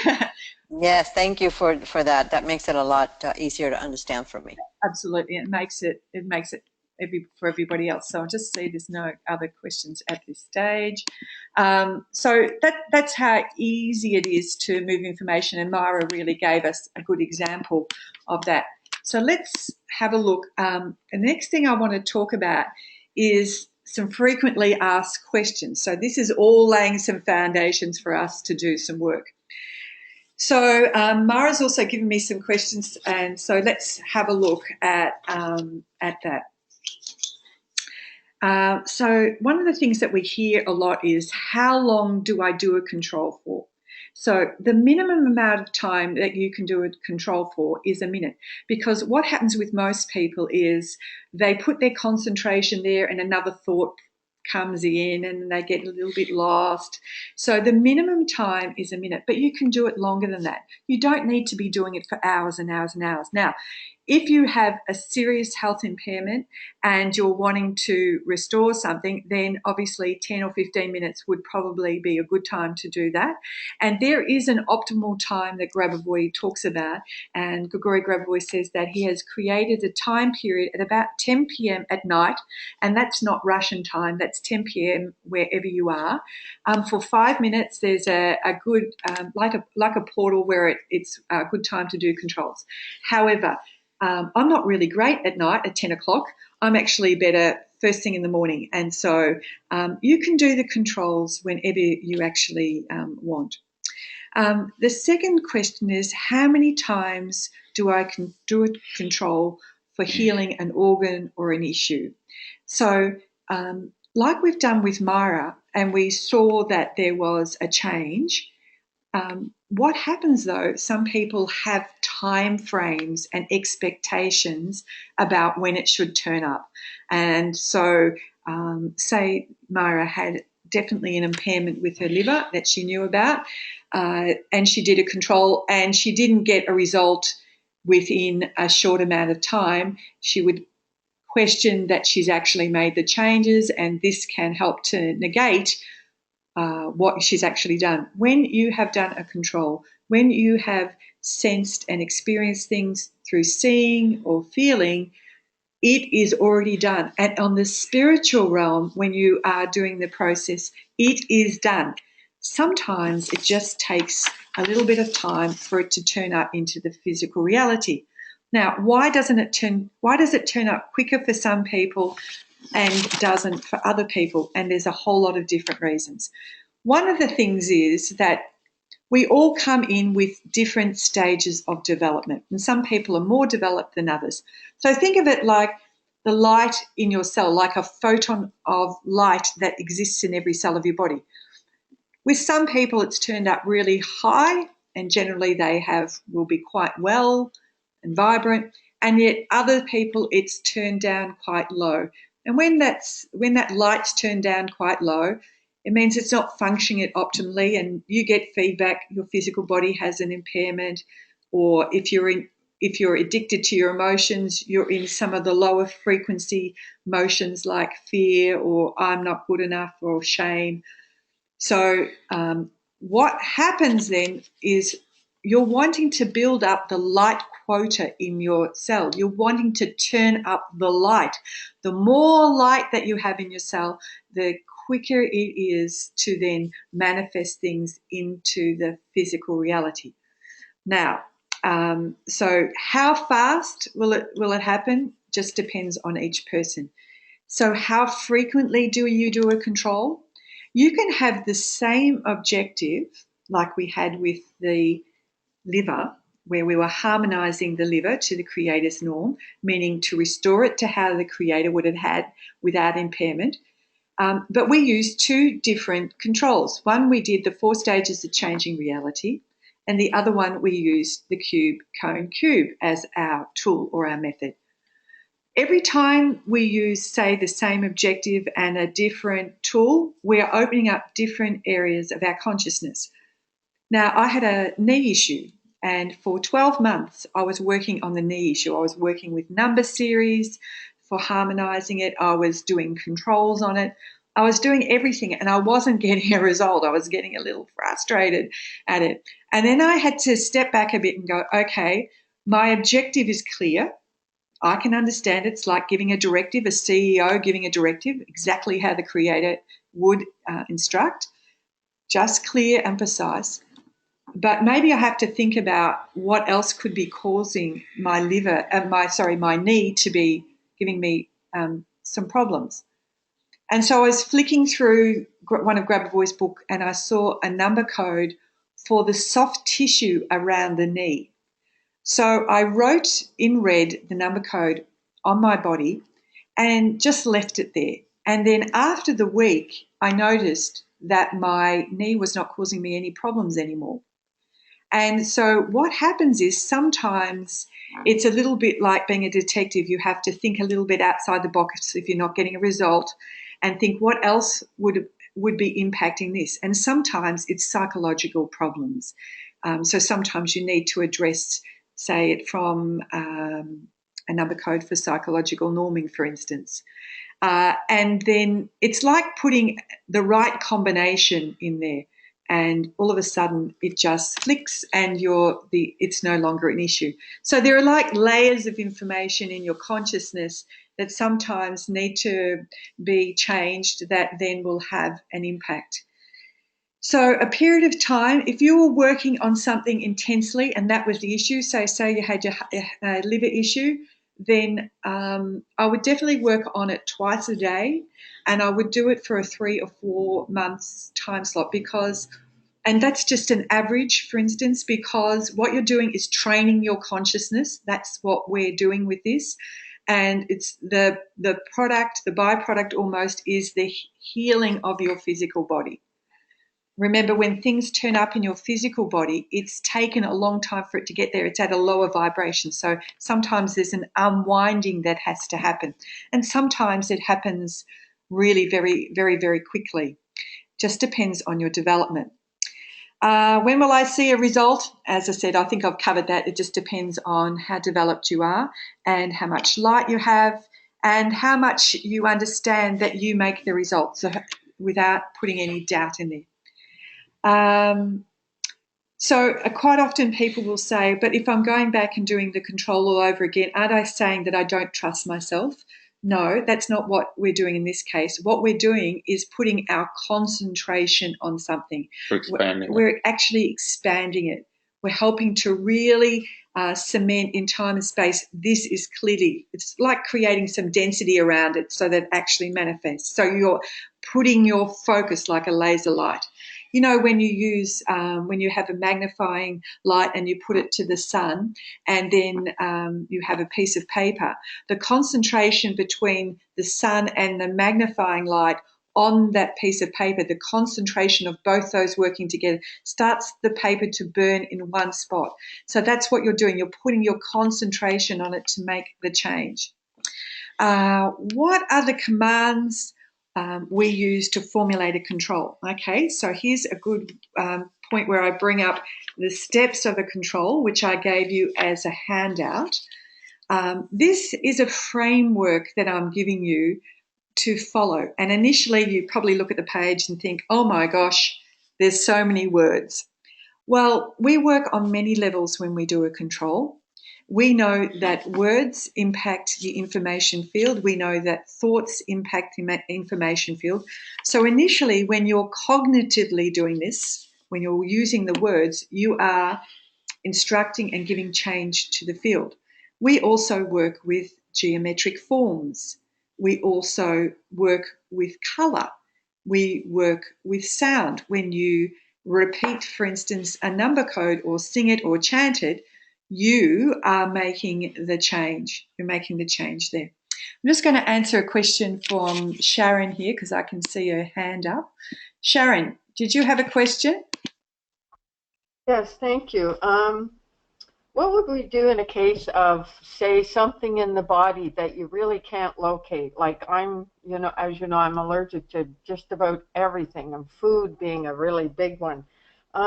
So how would I work on that with the same type of methods as you're talking about? How would I, you know what I mean? Your immune system. Yeah. So that's target the immune system and target the gut. Oh, okay. Thank you. Digestive system is probably out of balance, probably too acidic. Or you can have parasites or anything there, but most issues start in the stomach. So in one of Grabovoi's books that I use quite a lot, and I'm just going to show you, it's a pink book. So when you write to me, this is the number this is where I get the number codes. The book is entitled Restoration of the Human Organism Through the Concentration on Numbers.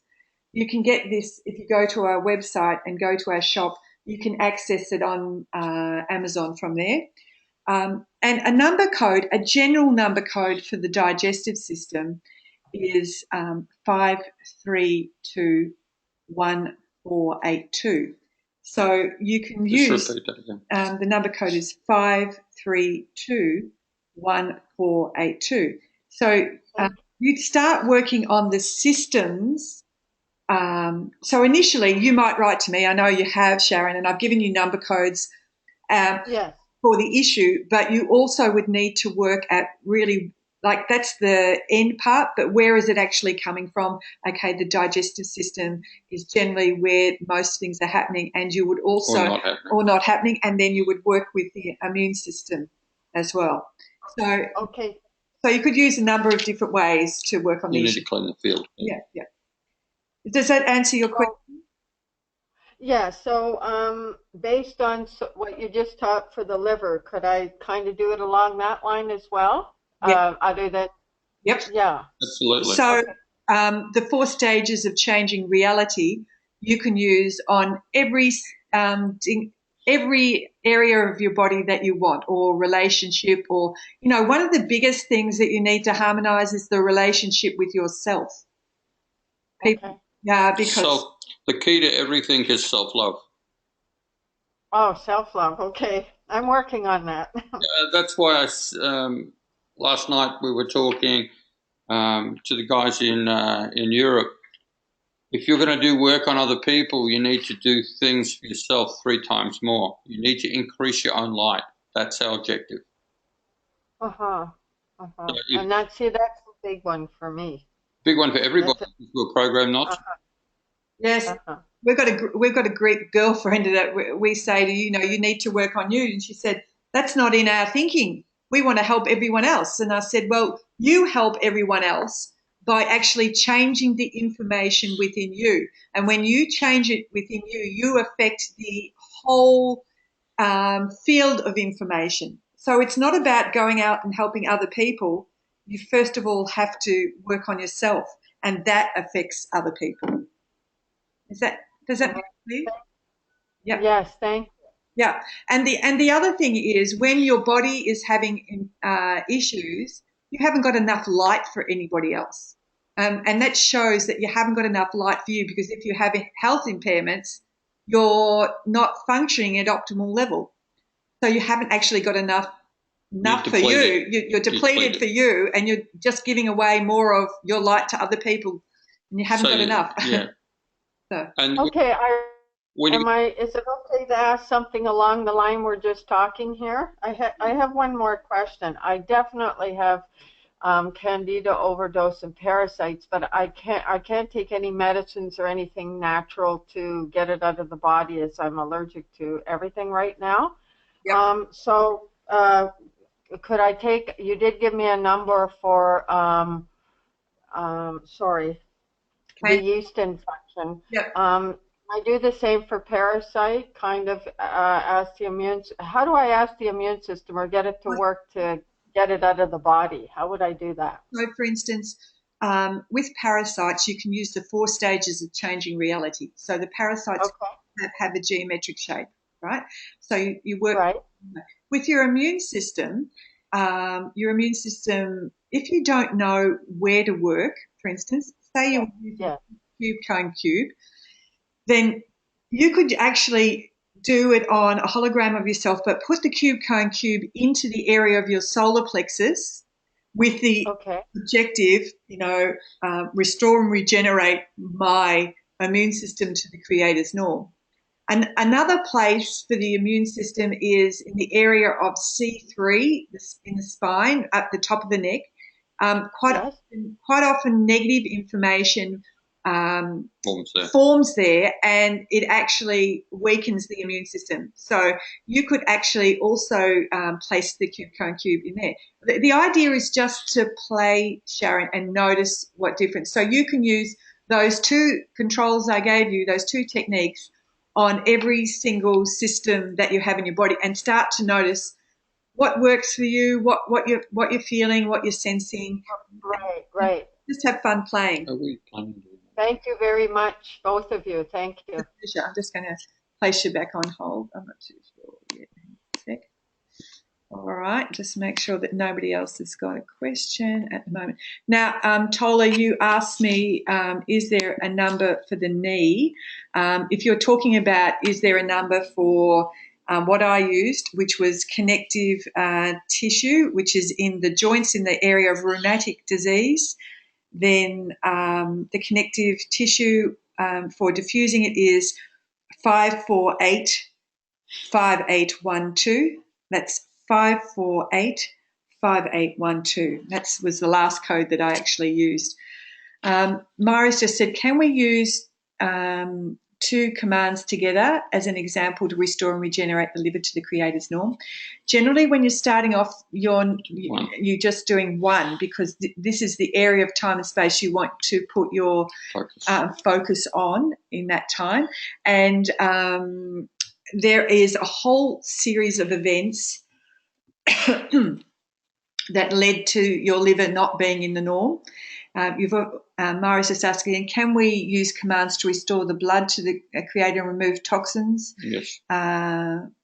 You can. Well, that's just, you don't have to say not filtering by the kidneys. You just give the instruction, which is restore the blood and remove any toxins. Parasites. Yeah. So, or just restore the function of the kidney to the creator's norm. So, back to my little page that I've given you here.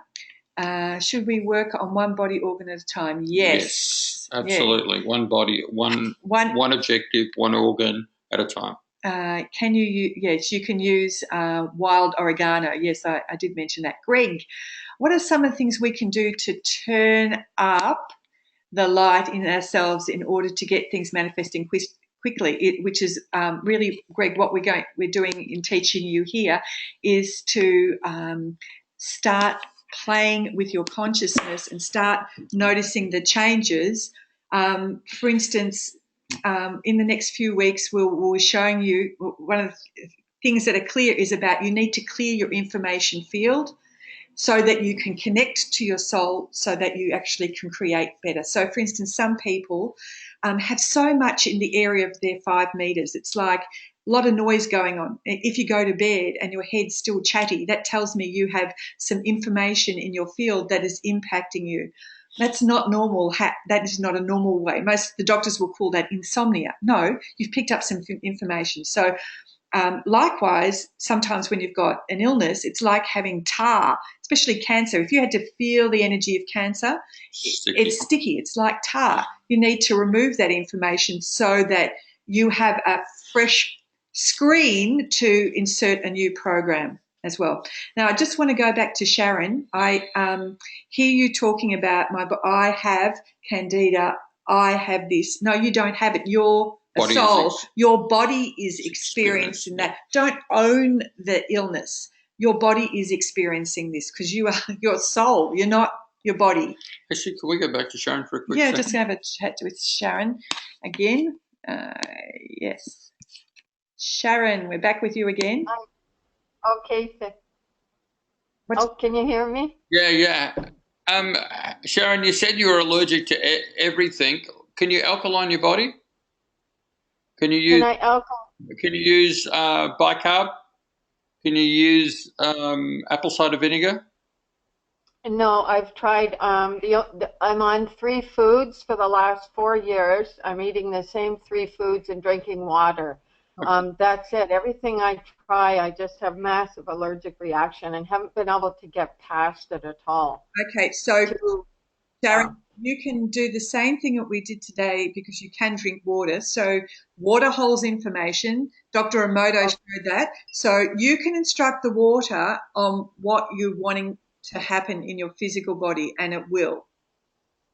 Okay, so you can have, for instance, you might have a bottle of water, and you can write or tape onto that bottle of water different number codes. Like you could have the number code for restoring your digestive system. You can have a number code for your immune system.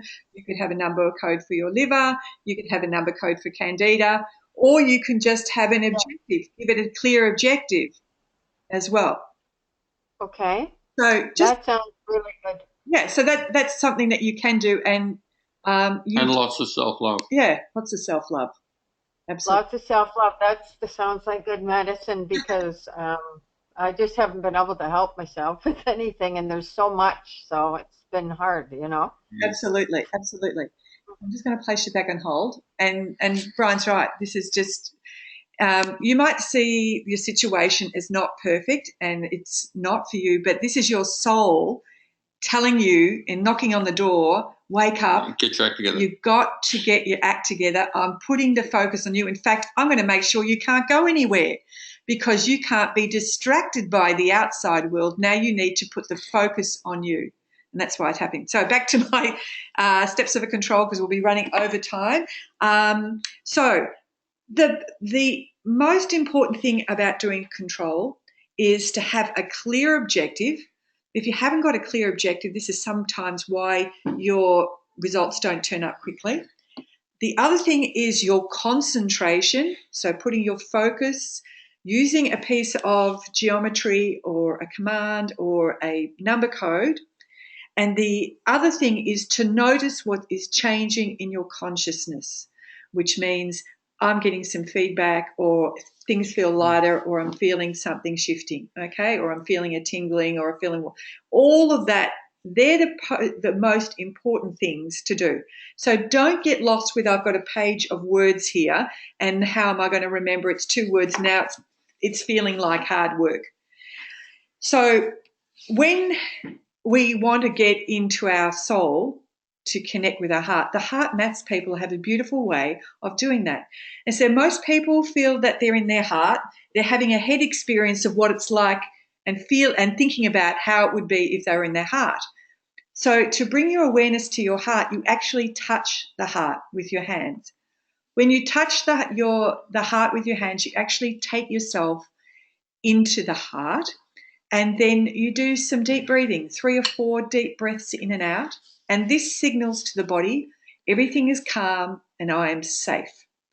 And then you remember a time or you might be in the current moment where you felt deep gratitude. And it's not the gratitude that you have with the head where you go, oh, thank you for the day, thank you for my job, thank you for my family. That's not deep gratitude. When you feel deep gratitude, you feel a welling within you, and sometimes your eyes leak water with tears of joy. Or you can have a time when you felt greatly accepted.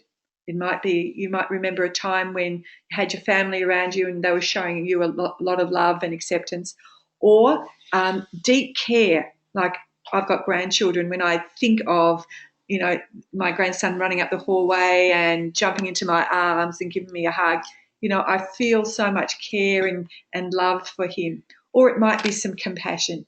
So the heart maths people found that those 4 words get you into your heart, and this is your connection to your soul. So don't do a control until you are calm. If you are in an agitated state, angry or whatever, then don't bother doing it, because it doesn't work. You need to be on the right platform. When you're on the right platform, then you get clear on your objectives. So, for instance, I've given you some words here. This might help you, Myra, with some words. So I've got attainment of my healthy relationship, or regeneration of my organ, or rejuvenation of my organ to the Creator's norm, restoring my relationship to harmony, normalizing of all events at my work, healing of something. So here's just a few words, but it needs to be succinct so that I would totally understand what you're actually asking, because you are now commanding the structures in front of you, the information field of what you're wanting. And then you select what you're working with. So in the next week, you're going to work, for instance, with Q, Cone, Cube, or the 4 areas of changing reality as your tools. And this then sorts out the left brain. The left brain knows exactly what you're going to do.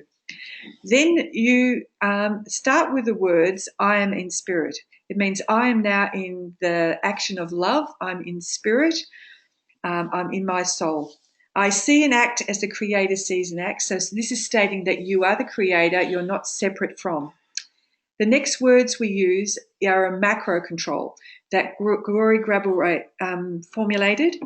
It's rescue and harmonious development. So rescue meaning rescue of humanity, rescue of the planet, so that they develop in harmony and not how we have previously, through duality, through wars, through aggression. And he formulated this into a silvery violet sphere, and there is a lot more information. And when you say the words rescue and harmonious development for all, you are negating the signals that are in the collective consciousness, and also the signals that you have also sent into the collective consciousness. The signals are your thoughts and words. So by saying rescue and harmonious development, you are negating it, like erasing those signals.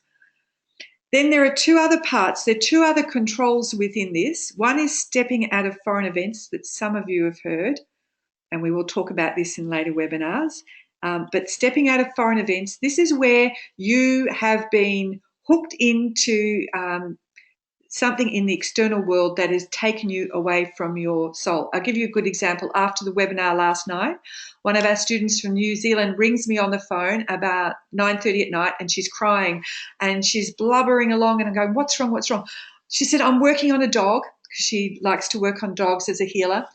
The owners have told me that the dog has pancreatitis, and I've been working on the dog, and they've rung crying to me now, and the dog is whimpering and in pain, and the vets are closed. I don't know what to do. Now, for her, it is 11:30 at night.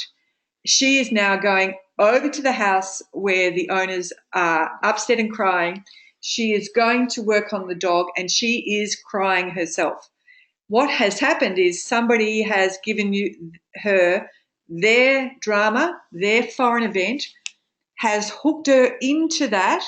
She feels responsible, and yet there are certain things that the owners could do as well, and now she's all upset. So we just had to go through a process of her stepping out of the event. And so these words help to take us out of the drama. And media keeps us in the drama, but I will explain this in the coming weeks. The second part to this, where it says change the past, we all have events and situations. For instance, when Brian's body had cancer, there were events and situations in a frame of information that caused him to have this. But you can go back to 1 hour before at soul level where you had a choice, where you either travel the path and your body ends up with an illness, or you travel the part of your soul, the path of the creator. So that is control there. And then we get into the imagining part, the method. So I've given you two methods. One is cube, cone, cube, and the other one was 4 stages of changing reality. And this is where you're going to imagine, just like we did with Myra when we were changing the information. This is where your concentration is. And then the last bit is where you send light. So it says here, I give a light impulse from my soul and illuminate this control with the light of the creator.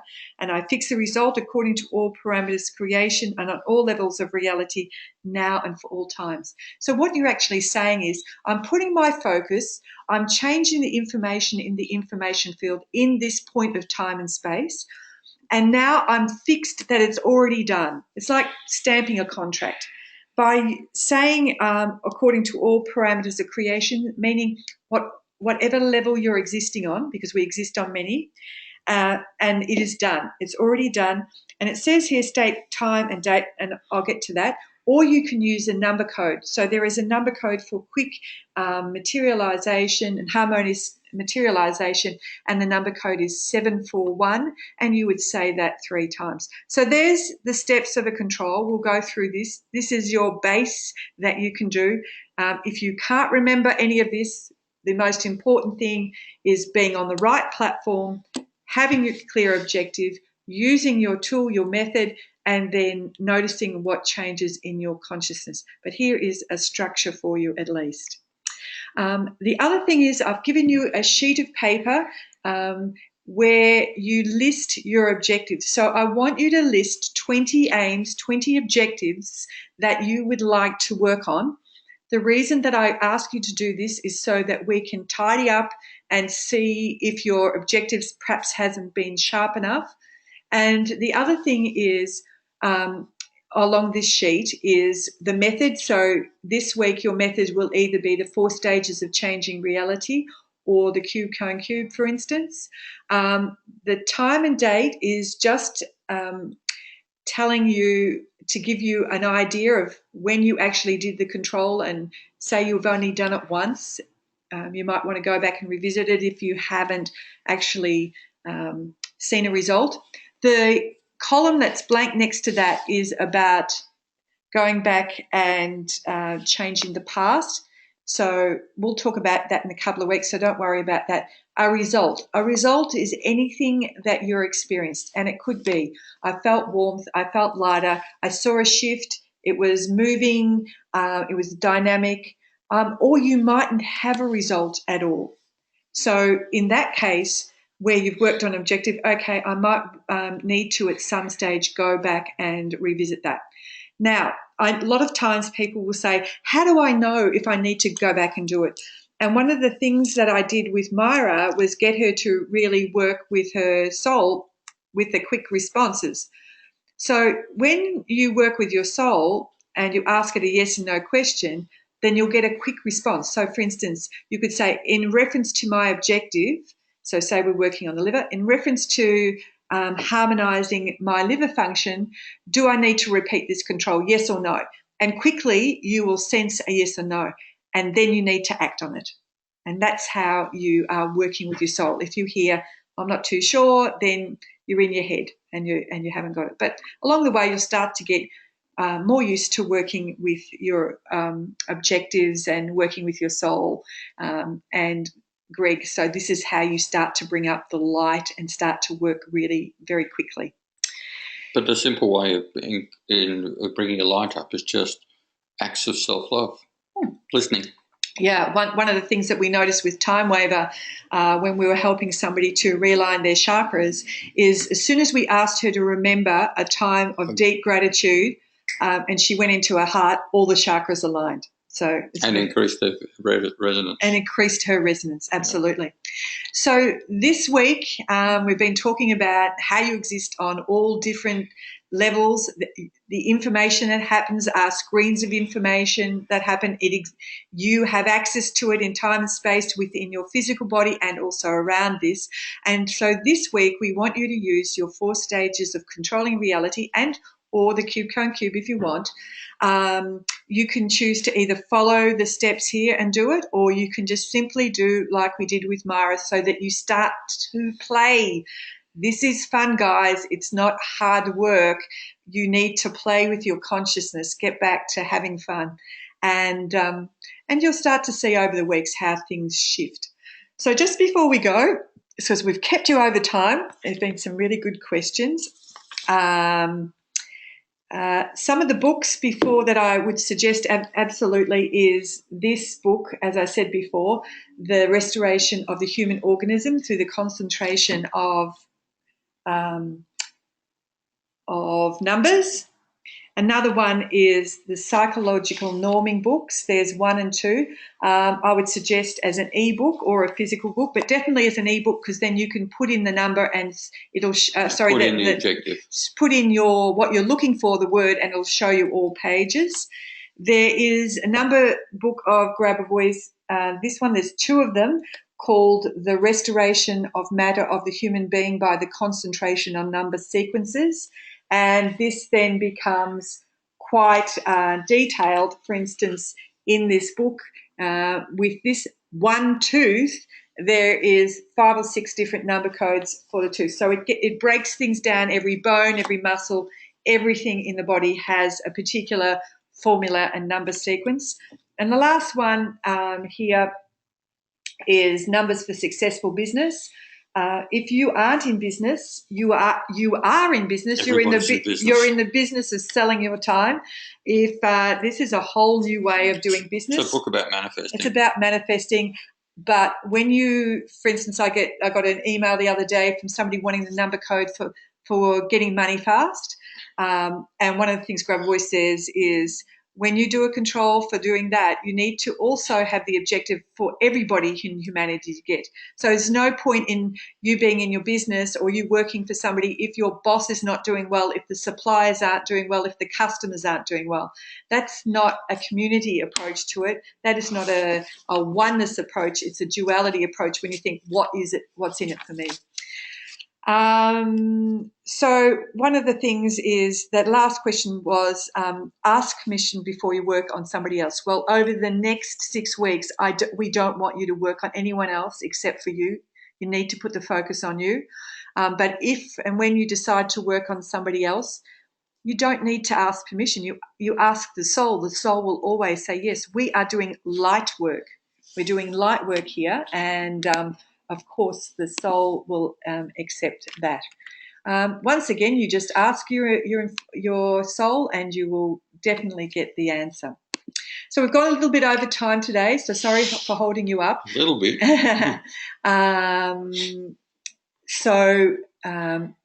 We will have this recording out to you, so unlimited access. Within 24 hours. Please use the same access number today to get into the webinar for every single week. And we'll see you next week. Have fun playing. And if you have any questions during the week, please feel free to drop an email. So thanks, everyone. Have a great week, guys. And we'll see you then. Enjoy. Ciao. Bye.